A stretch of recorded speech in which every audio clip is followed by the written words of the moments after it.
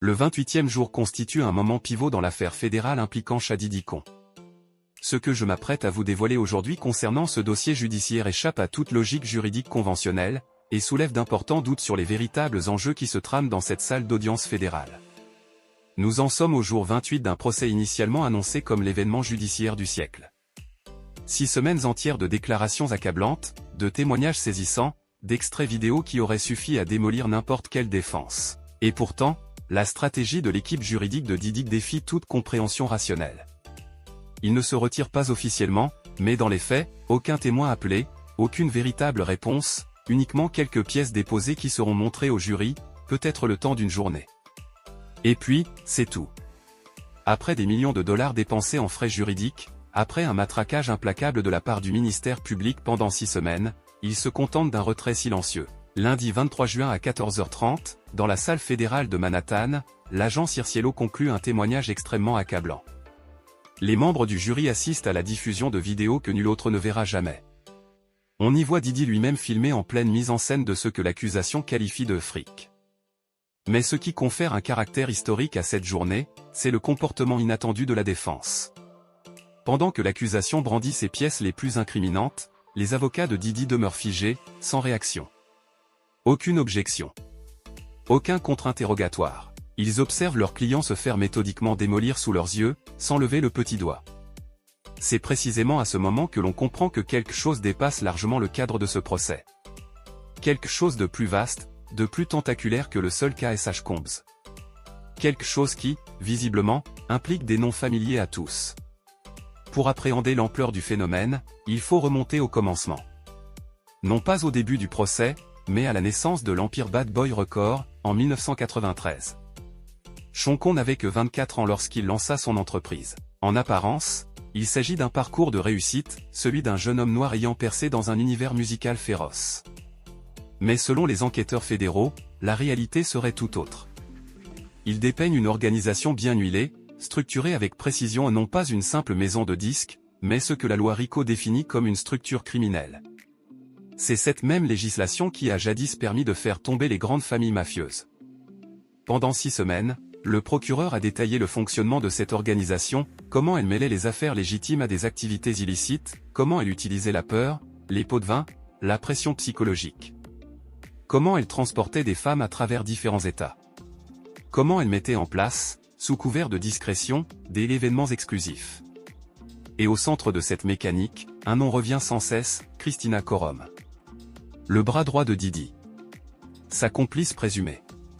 La coordinatrice de l'ombre. Les SMS produits au tribunal la placent en rôle de chef d'orchestre, elle organise, elle supervise, elle exécute. Au fil des semaines, la pression ne fait que croître. Les procureurs appellent à la barre des témoins décrivant un système d'exploitation bien rodé. Cassie Ventura, ancienne compagne de Didi, évoque des années de maltraitance. Une autre femme, identifiée sous le pseudonyme Jane Doe, vient corroborer ces accusations. Mais ces témoignages ne représentent qu'une partie du puzzle. Le parquet dispose aussi de pièces concrètes, des enregistrements vocaux où l'on entend Didi donner des instructions, des messages détaillés concernant l'organisation des frics, des transferts bancaires en parfaite concordance avec les dates des événements évoqués. Et surtout, il y a ces vidéos. Celles confisquées durant les perquisitions dans les résidences de Didi. L'accusation en a sélectionné quelques-unes, parmi les plus explicites, les plus compromettants. Les jurés ont visionné ces extraits, casque sur les oreilles, à l'abri du regard du public, et même de celui des avocats de la défense. L'agent Circiello, ayant passé des heures à analyser ces enregistrements, témoigne à la barre. Dans ces vidéos, SH Combs apparaît clairement. On le voit ôter ses lunettes, ramasser quelque chose au sol, se rasseoir. Autour de lui, les actes sexuels continuent. Il ne s'agit pas là de simples indices, ce sont des preuves formelles, incontestables, de l'implication directe de Didi dans ce que le ministère public nomme une structure criminelle. Et que fait la défense face à une telle avalanche de preuves? Absolument rien. Aucun expert convoqué pour remettre en question le sens de ces vidéos. Aucun témoin appelé à parler du caractère ou de la morale de l'accusé. Même Didi ne monte pas à la barre, malgré les promesses implicites faites par ses avocats. Leur approche semble reposer uniquement sur l'espoir que les jurés ne comprennent pas la nature précise des accusations. Ils vont même jusqu'à proposer une version alternative du formulaire de verdict. Une version volontairement technique, confuse, demandant aux jurés de formuler eux-mêmes les délits supposément commis. Comme s'ils ne cherchaient pas à disculper leurs clients, mais simplement à brouiller les pistes. Créer assez d'incertitudes pour semer la division au sein du jury.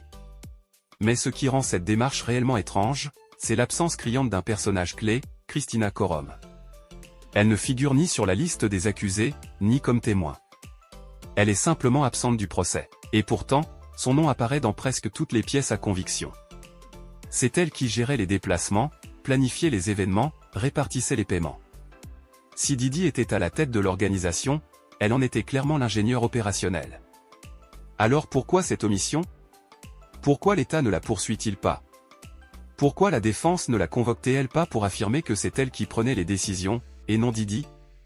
Deux hypothèses seulement s'imposent, soit elle coopère discrètement avec les autorités dans le cadre d'un accord de plaidoyer confidentiel, soit elle bénéficie d'une forme de protection dont la nature nous échappe encore. Et puis, il y a cette plainte inattendue, l'affaire Kanye West. En plein cœur du procès, un recours civil fait surface. Lauren Piscata, une ancienne collaboratrice de Didi, accuse Kanye d'agression sexuelle lors d'une session studio en 2023. Une session organisée par Didi lui-même. Mais un détail trouble les observateurs. Dans sa déclaration, aucune mention de Didi, alors que c'était son studio, son événement, sa soirée. Pourquoi le grand orchestrateur de cette rencontre est-il épargné? Ce silence soulève de nombreuses questions. D'autant plus que Kanye et Didi ont eu des différends publics. Kanye a même traité Didi de fédéral, sous-entendant qu'il collaborait secrètement avec les autorités. Il a publié des captures d'écran révélant des tentatives d'intimidation. Puis, sans avertir, il retourne sa veste, Kanye et Didi se remettent à produire de la musique ensemble. Et maintenant, cette plainte qui cible Kanye, tout en laissant Didi hors du cadre. S'agit-il d'une forme de chantage?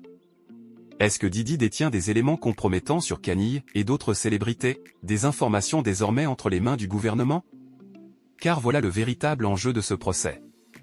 Les autorités ont mis la main sur des quantités colossales de données, des téraoctets d'archives, des centaines d'heures de vidéos, des dizaines de milliers de clichés, des échanges audio avec des personnalités connues. Et pourtant, seule une fraction infime de ces preuves est présentée au tribunal. Juste assez pour faire tomber Didi. Mais pas suffisamment pour ébranler d'autres figures publiques. Pourquoi ces preuves restent-elles largement confidentielles? Pourquoi ne voit-on pas les séquences des fêtes sulfureuses de Didi, dont la rumeur bruissait depuis des années? Où sont les vidéos impliquant politiciens, acteurs, sportifs de renom? Où sont les preuves des échanges, services rendus, ou protections accordées à certaines figures influentes? La réponse pourrait bien se cacher dans la nature même de ce procès. Une stratégie subtile est à l'œuvre, condamner Didi pour rassurer l'opinion publique, tout en dissimulant la portée réelle et l'étendue du réseau d'influence. Les formulaires de verdict illustrent ce jeu d'équilibriste. Le document proposé par le parquet est clair et détaillé, première accusation, conspiration criminelle sous la loi RICO. Le jury doit déterminer si Didi dirigeait une entreprise ayant commis au moins 2 infractions parmi, enlèvement, incendie volontaire, corruption, intimidation de témoins, trafic humain, proxénétisme, trafic de drogue. Les chefs d'accusation 2 à 5 ciblent Cassie Ventura et Jane Doe. Il s'agit de trafic sexuel, transport inter-État à des fins de prostitution, avec preuves détaillées à l'appui. En face, la version soumise par la défense est volontairement vague et technique, comme un brouillard destiné à embrouiller le jury. Un stratagème désespéré visant à empêcher un verdict unanime et favoriser un non-lieu. Le 23 juin, jour clé du procès, la tension était palpable dans la salle. L'agent Circiello livrait son témoignage final tandis que les jurés visionnaient des vidéos tenues secrètes. Même les avocats de la défense n'y avaient pas accès. Didi, lui, restait impassible. Aucun de ses avocats ne posait de questions, ne contestait l'authenticité ou l'interprétation des vidéos. Un abandon ou une complicité tacite? Un jeu d'acteurs dans un scénario dont les règles nous échappent encore. Parmi les échanges révélateurs, plusieurs messages entre Didi et Jane Doe choquent par leur froideur. Jane écrit « Ça fait 3 ans que je dois coucher avec des inconnus. Je ne peux plus continuer à faire ça dans des hôtels, encore et encore. » Didi répond « Laisse-moi m'en occuper. » Jane ajoute « Je viens de coucher mon bébé. » Ces messages montrent la continuité des abus sur plusieurs années, la gestion directe par Didi, et la présence d'enfants dans ces contextes sinistres. Selon certaines rumeurs, Jane Doe serait Daphne Joy, ex-compagne de 50 ans et mère de son enfant. Cela expliquerait la virulence des attaques publiques de 50 contre Didi, ainsi que le secret autour de l'identité de Jane Doe. Les preuves sonores apportent un éclairage supplémentaire sur la mécanique de l'organisation. Dans un enregistrement, Christina Korom, bras droit de Didi, donne des directives précises. On a besoin de plus d'huile pour bébé. 20 bouteilles. Il faut 20 bouteilles maintenant. Cette demande, anodine en apparence, révèle plusieurs choses. D'abord, la fréquence et la durée des événements, assez longue pour épuiser des stocks conséquents. Ensuite, le rôle central et omniprésent de Christina dans la logistique, et surtout, l'urgence et la rigueur dans la gestion de ce réseau. Un autre message adressé à Jess Rousseau, gestionnaire des déplacements, illustre encore cette organisation minutieuse. Je dois le faire venir d'Atlanta ici. Ces échanges ne sont pas de simples bavardages, mais des ordres dans un système où Didi orchestrerait le déplacement de personnes comme des pièces sur un échiquier. Les relevés bancaires corroborent cette orchestration. 15 000 $ transférés à Jane Doe, 5 000 à un certain fin. Ces transactions correspondent précisément aux dates et aux lieux des événements évoqués par les témoins. Mais la question centrale demeure, si le gouvernement détient autant d'éléments compromettants sur Didi, quelles preuves possède-t-il contre d'autres personnalités influentes associées à lui? Les enquêteurs ont saisi des quantités gigantesques de données. Des milliers d'heures d'enregistrements vidéo, des téraoctets de fichiers numériques, des conversations audio avec des célébrités, des milliers de photos, des messages codés. Et pourtant, seule une petite fraction est présentée au tribunal. Juste assez pour faire condamner Didi, mais pas assez pour déstabiliser d'autres figures importantes. Pourquoi ce choix? S'agit-il d'une stratégie pour contraindre d'autres acteurs clés à coopérer? Des célébrités, des politiciens, des hommes d'affaires paient-ils le prix du silence en échange d'une protection? Cela pourrait expliquer pourquoi certains protagonistes, autrefois omniprésents dans l'entourage de Didi, restent désormais muets comme des carpes. Pourquoi certains témoins potentiels ne sont jamais appelés? Et pourquoi la défense de Didi semble plus passive que combative? Revenons à Kanye West, un cas particulièrement révélateur. Il a été l'un des rares à s'opposer publiquement à Didi, l'accusant de collaborer avec le gouvernement. Il a partagé des captures d'écran révélant des tentatives d'intimidation. Pourtant, contre toute attente, il se réconcilie ensuite avec Didi et collabore à nouveau avec lui sur des projets musicaux. Aujourd'hui, une plainte civile est déposée contre Kanye, sans jamais mentionner Didi, pourtant organisateur de la session en question. Coïncidence? Ou manifestation d'un système de chantage et de contrôle qui dépasse la justice classique? À la lumière de ces éléments, la stratégie singulière de la défense de Didi prend un sens plus profond. Plutôt que de chercher à protéger leurs clients, les avocats semblent jouer un rôle prédéfini dans une mise en scène dont le dénouement paraît écrit d'avance. La condamnation de Didi est probable, mais elle pourrait avant tout servir de message clair à d'autres figures impliquées. Nous avons des preuves contre vous aussi. Restez silencieux. Parallèlement, en limitant les preuves présentées au procès, le gouvernement protège d'autres individus potentiellement compromis. Un équilibre stratégique est donc maintenu. Condamner Didi pour apaiser l'opinion publique, tout en préservant la confidentialité de l'étendue réelle du réseau et de ses ramifications. Ce procès dépasse largement le simple cas de Sean Diddy. Il offre une fenêtre sur un système bien plus vaste, complexe et obscur, dont les rouages restent largement invisibles au grand public. Pendant des décennies, des rumeurs circulaient sur les fêtes privées de Didi, sur ce qui s'y déroulait loin des regards. Aujourd'hui, les preuves judiciaires confirment que ces murmures n'étaient pas infondés. Mais ce que nous voyons au tribunal n'est que la partie émergée de l'iceberg. Les véritables secrets, les alliances cachées, les leviers de pouvoir les plus puissants sont désormais entre les mains du gouvernement, qui semble prêt à les utiliser à sa convenance. La véritable révélation de ce procès ne réside pas seulement dans la culpabilité présumée de Didi, cela paraît désormais indéniable.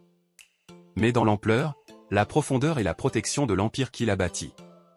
Un univers où argent, silence, chantage et protection croisés tissent une toile d'influence quasi impénétrable. Ce procès illustre un système où l'image publique s'échange contre le silence privé, la loyauté se négocie contre la protection, le scandale se troque contre l'oubli. Même un tribunal fédéral, censé dévoiler la vérité, semble impuissant ou limité dans sa capacité à révéler toute l'étendue de ce réseau. La justice suivra son cours, certes. Mais la vérité profonde risque de rester enfouie, verrouillée dans des dossiers confidentiels, utilisés comme une monnaie d'échange, jamais exposée intégralement au public. Et c'est peut-être là la véritable finalité de cette affaire. Non pas uniquement faire tomber un homme, mais envoyer un signal, nous savons. Nous détenons les preuves. Nous savons quand les révéler.